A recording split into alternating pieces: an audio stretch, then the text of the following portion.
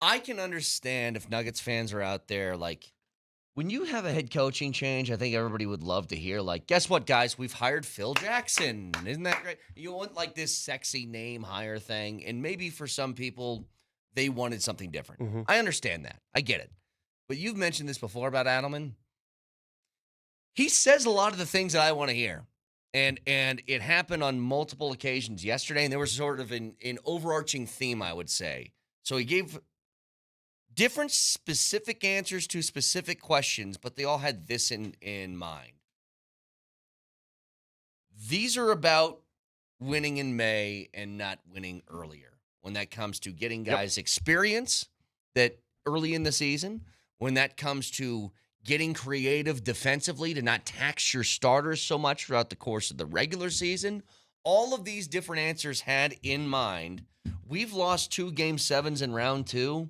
Part of it's due to injury or fatigue, and I'm going to try and do my best to stem that however I can. Now, we can play the specific answers of these, but that's the overall feeling that I got from him, which that's what I wanted to hear. I sat down with him after the press conference and asked him a little more detailed questions. I did ask the 75-second question that Mosier laid out for us yesterday. That took a while to get through. Good job. And he had a lot more to say. And I'm trying not to be biased here. I need your objectivity, boys. I need you to sit me down and say, quit it. I need to stop rubbing my eyeballs. Is it me, or does every time he speak in front of a microphone, David Adelman, I'm impressed? Am I easily impressed, or is he impressive with his words? I think he comes off, Vic, as a smart, capable, ready for the task kind of guy. He gives off that vibe to me. And because he does, I think that you feel confident in his ability to move this team forward. That's all. You know what it is? But I think, but by the way, I don't think it's an act. I think he's being genuinely who he is. I think that's part of it too. You can see that. He's not faking anything. You know what it is? It is a true, I don't care what anybody thinks, this is what it is type of mentality. And he's himself. And I think he sort of feels like he's playing with house money anyway. He's comfortable. Yeah. Comfortable in his own skin. Mm-hmm. Very comfortable in his own skin. Yeah, I just a couple things specifically. I'm reading a couple people here say, well, should have gone outside, should have brought in Jeff Van Gundy. Why? And I'm just Jeff curious. Van Gundy? I'm just, no, and I mean that because that name came across my list too when I was thinking about coaches. But why? I'm curious, if you saw a guy come in and already make an impact creatively, right? Changing up the defenses, he said he's going to do more of that. You like his approach. I'm asking all of you, why? Why do you think somebody else is going to be more successful and impactful? Do you think, and I asked you people who are writing right now, you people, do you think Jeff Van Gundy would have beaten OKC? Do you think Jeff Van Gundy would have beaten LAC? I mean, no idea. Do you think he's that impactful as a coach? He was a failed coach in New York. He never won a title. Did Jeff Van Gundy win a title? Last I checked, did he win a title? No, but I think I mentioned this before before they made the hire of Adelman. That Adelman did everything that he should have done to earn the job, and I think for some people it just doesn't matter. And I can bring examples up. The classic one I'll say is back in 2021. That wasn't who was the coach before McDaniels? Oh, Gruden, right? The John Gruden year for the Raiders. In 2021, the Gruden stuff comes out. They fire him. The Raiders aren't playing that well. They promote Rich Bisaccia, the special teams coordinator, head coach. He goes 7-5, takes them to a playoff game. Yeah. You would think, like, dude, you came in a weird situation, took a team to a playoff game. Yeah. Probably earned the right to be the head coach. Didn't hire him. Yeah. Now, that's the wrong decision because they hired McDaniels afterwards. But sometimes it's just like, you know what? If we're going to do something new, then let's do something new. And I think that's what I think a lot of Nuggets fans, maybe not a lot, but a few Nuggets fans wanted. Well, let me blow back on some of this. Because, listen, and again, to each his own, and we'll find out soon enough whether this hire is going to work. Jay Stock says it doesn't matter. The problem is doing more of the same. Hiring people below you fired isn't change. Hey, Jay Stocks, did you watch the playoffs? Did you notice any change in the way the Nuggets played? I'm just curious. How closely did you watch those games? I'll wait for your response. Respond. Did you notice any change in the way the game was played under a new coach? Watched every game. Jay Stocks, did you notice any change? Go ahead. I'm waiting. Have this response. Because if you didn't notice change, you ain't watching the game. I don't know what you're watching, but you ain't watching the game. There was ample change. They zoned it up every other time down. Yeah. They guarded SGA better than anybody in this damn playoff run. And they were supposed to have a bad defense.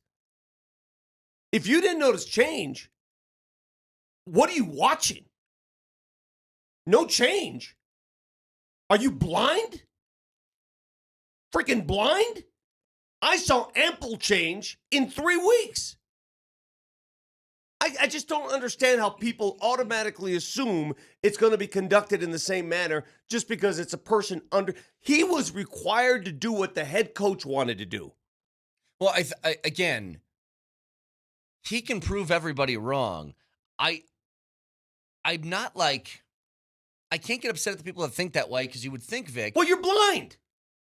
Well, hang on a second.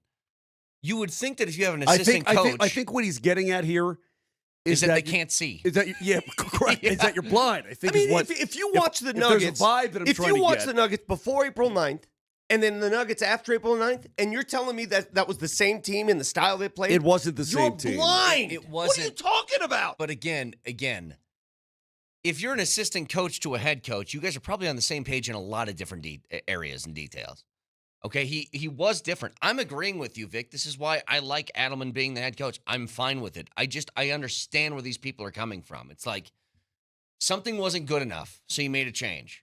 And then the change that you made was hiring the second in command of that. Like if your army wasn't good enough, Moj, and you said, let's get rid of the general and hired his number 2, it would look probably kind of weird on the surface. Right. Not to say it wouldn't work. Well, It would just look weird. let me take a different tact here. Let's say I'm on a sailing boat, right? When I look at the Denver Broncos, has Greg Penner and the Walton Penner group, has Greg Penner given me any reason in the world to not trust what his vision is for his own franchise? Nope. No, he hasn't. Therefore, when I talk about the Broncos and I talk about some of the moves made and so on, I can be questioning of it a little bit, but I've got to default to the. It seems like the Walton Penner group kind of has their friggin' act together. Yeah. And they're putting the right things in place step by step, and they're building something. Fair enough? Yes. Same with Sean Payton, by the way. Were we wrong on Sean Payton? Well, I don't know if we were wrong. I mean, never. What was the assumption? I didn't think he was going to fail. No, but what was the assumption after one season of Sean Payton? After half a season of Sean Payton? Does the old fella have what it takes? Can he coach nowadays? Blah, blah, 2 blah, lattes blah. in the morning, 40 Okay. minutes later, I'm regretting it. Okay, likewise, Josh Kroenke, in the understanding that he understands the responsibility of what he has with his own team and what the ownership group has, they haven't given me any reason to not trust them either. Yeah. Do you see what I'm saying? Yes. So my default mechanism will go to, you know what? I think they get it. I think that they understand what they have in Nikola Jokic. I think that they want to win. They've shown with their checkbooks on both sides that they want to win. If this is their choice, then I've got to default to they probably know what the hell they're doing. Well, there's a lot of people that think they're smarter than everybody. Let me ask you a question because I'm still getting blowback. Well, hold on. You can want something else. You can wish for something else. Doesn't mean it's going to work. Yeah, exactly right. And for the people who own the team, who have a proven track record of some pretty damn good stuff, I would default there. Before I say, Jeff Van Gundy. And by the way, we're talking about Jeff, the bald one, not his brother Stan. I'm gonna porn destroy stash. a lot of the points made by people on this. People that are criticizing the move because it's from within. I'm going to destroy your debate topics right now. I'm going to destroy you. Here we I'm go. so mad now. Brett, 7:12 in the morning, ready what for some bothers destruction me here. is Okay. a blanket statement from people without doing any hint of work or research on this. Hey, Moj. Yeah. When Greg Popovich took over the San Antonio bench, did he come from within the organization? He did. He was the GM. Huh. How'd that work out?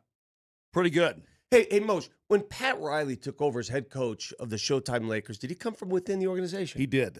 What was he doing? He was an assistant coach. He was also the color guy on the broadcast. Correct. That's right? correct. So he came from within. Correct. Do you know how many examples I can give you of coaches coming from within the organization that did it in an entirely different way? Hey, Mike Shanahan, before he left, wasn't he a member of the Dan Reeves staff? He was. Huh. Interesting. How'd that work out? Pretty good. You could do that the opposite way. Sure you can. But you can't give me a stupid blanket statement saying just because somebody came from within the organization, it's I not agree. going to work. Yes, I agree. Because you're being stupid and blind. Mm-hmm. See, now Again, can't see. you can't see, and you have no intelligence. Look, I think it's just more of if you think that the Adelman hire wasn't the right call or whatever, you just wanted something entirely different. You just wanted another flavor. You wanted change. Yeah. You wanted change for And change's great, sake. I respect that. But it doesn't mean it's going to work. All right. Do you know Yes. how many different coaches the Denver Broncos went through for change's sake? Mhm. Let's try this guy. Right. Here's another guy from outside. Let's go with this guy. Hold on a second, too. Guru. And it'd be different if Adelman took over and just kind of fell on his face as an interim, and he didn't. He didn't do But that. what bothers me, the people Vic. who are disingenuous out there who think that he didn't change things. Oh my God. Oh, yeah, he let did. me Oh go. my God. Let me go What are full you Vic. watching?